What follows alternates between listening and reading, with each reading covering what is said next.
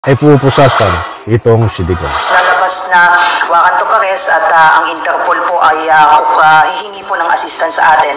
Then like I said, kabilang ang PNP sa international counterparts, kaugnay ng pagsisilbi ng warrant of arrest sa ng ating kapulisan ang pupusas, uhuli dito kay Digong, i-turn over dito sa Interpol, kukunin ng ICC upang ikulong diyan sa tunay na kulungan ng ICC sa ibang bansa.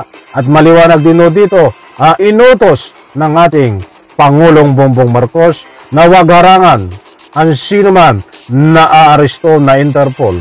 At siyempre, sa tulong ng ating PNP ay pupusasan itong si Digong. Lalabas na warrant of arrest at ang Interpol po ay hihingi po ng assistance sa atin. Then like I said,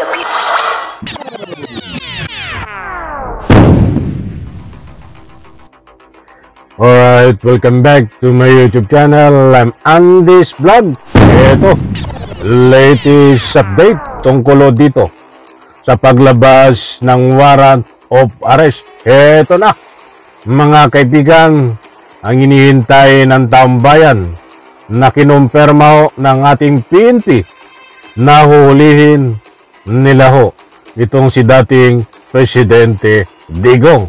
Nako, kung magugunita nyo po mga mahal kong taga-subaybay, ay nagsalita na rin ang ating Pangulong Bongbong Marcos na nananawagan siya at nag-utos, nagpahayag ng kanyang stand, ng kanyang posisyon na kailangan wag harangin ang paghuli kay dating Presidente Digong ng Interpol at ibigay na ito sa ICC.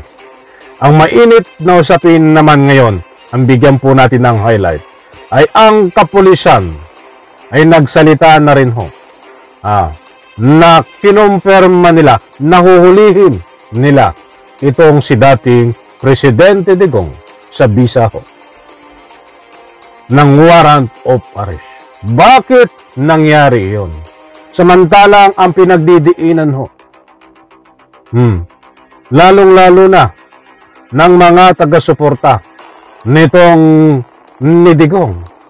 Ano ang sabi nila? Ay wala daw jurisdiction ang ICC sa ating Republika ng Pilipinas. Ay bakit huhulihin ng PNP? Ayan po ang ating bibigyan ng linaw, mga mahal kong taga-subaybay, sapagkat sa puntong ito, ang lahat po ng inyong mga katanungan ay sasagutin ko po sa pamamagitan ng ibabahagi ko sa inyo na mainit-init pa tungkol dito sa latest update na paghuli kay dating Presidente Digong upang ikulong ng ICC. Kapag may pagkakataon po kayo, inaanyayahan ko kayo patapusin, panoorin ang video na ito at nang sa ganon, lubos po nating maunawan. Eto na, nako, matindi ito. Shout out po sa lahat.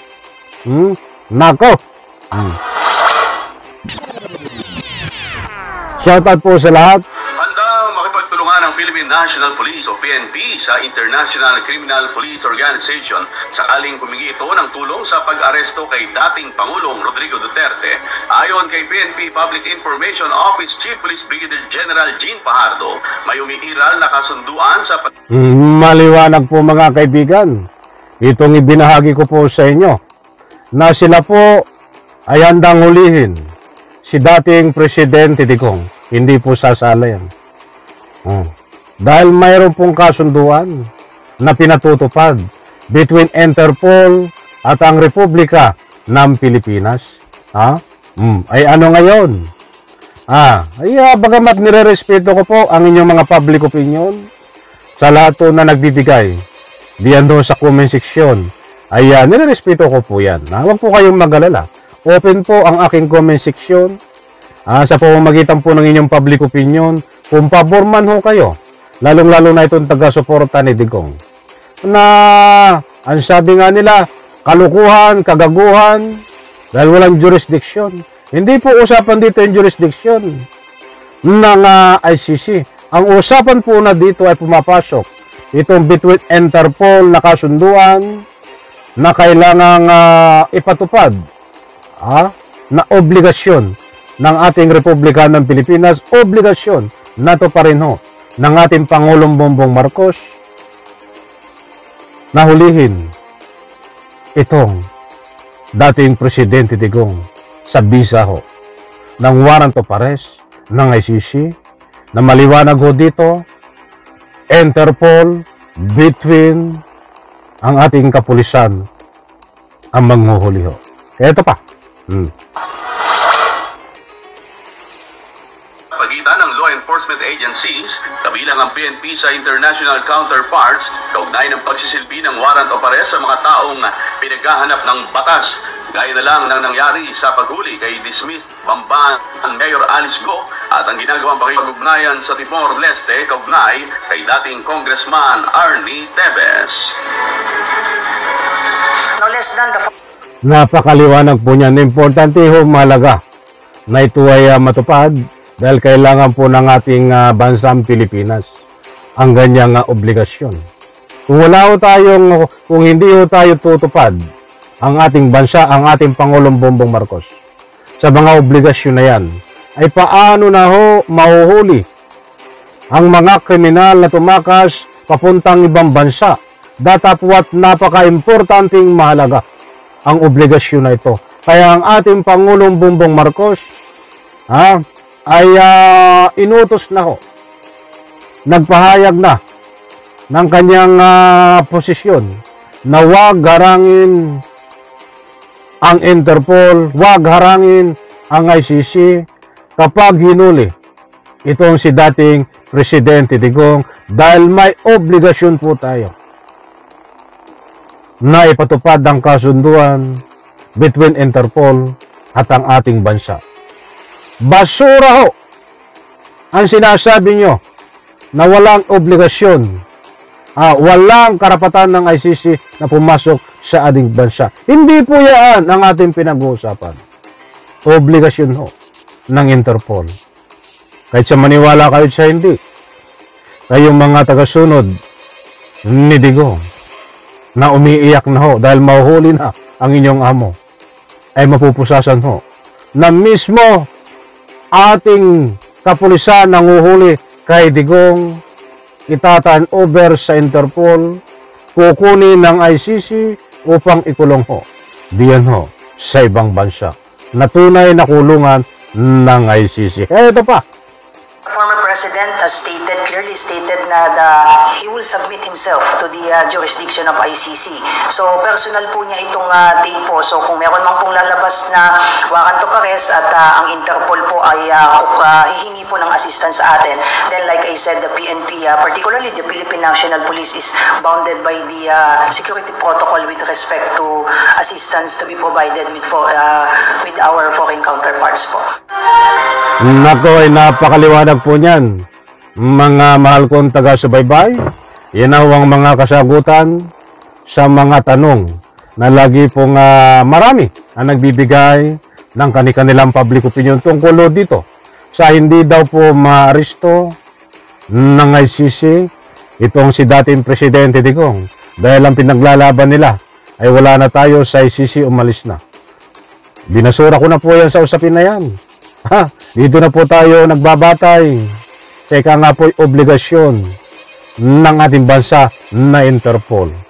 Kaya't mga kaibigan, sa maniwala po kayo at sa hindi, magigising po tayo isang araw na nakapusas si Digong na mismo ang ating kapulisan na nagpusas dahil maliwanag naman ho dito sa binahagi ko sa inyo na ang ating kapulisan ang pupusas, uhuli dito kay Digong, i-turn over dito sa Interpol, kukunin ng ICC upang ikulong diyan ho sa tunay na kulungan ng ICC sa ibang bansa. At maliwanag din ho dito, inutos ng ating Pangulong Bongbong Marcos na wag harangan ang sino man na aaresto na Interpol.